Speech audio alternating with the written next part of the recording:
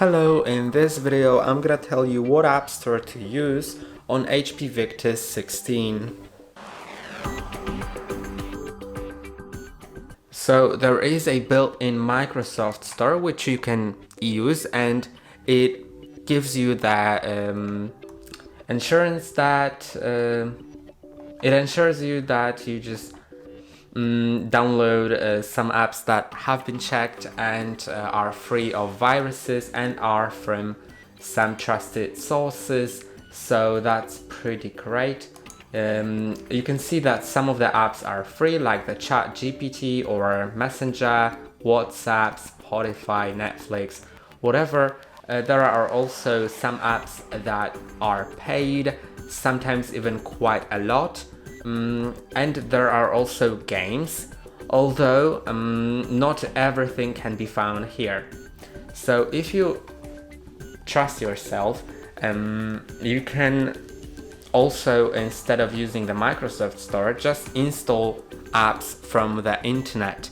Although you need to have in mind that this may be risky if you are not experienced enough with using computers, because you may get an app that's not trusted, or get a trusted app but from an untrusted source, and it may be somewhat altered to not be secure for you.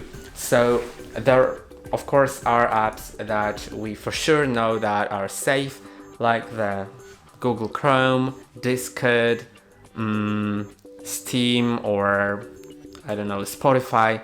Of course, these apps are fully great, but if there's an app that you didn't really hear about too often, then I wouldn't download it. And as we get to downloading apps like Steam, from which you can buy and download games, and this is a gaming laptop, so you probably will have the Steam. You can go to the actual official website of this app, but also as you scroll down, you will see some apps that are not from the trusted source. So don't go there. They may be pretty unsafe. You can see all of these apps now are the Steam powered, but if you accidentally just go to a wrong website, then you just shouldn't go to wrong websites, and you need to be sure that that website you're downloading something from is the official one. And here we can, for example, install the Steam. Click on that. That'll start downloading the file.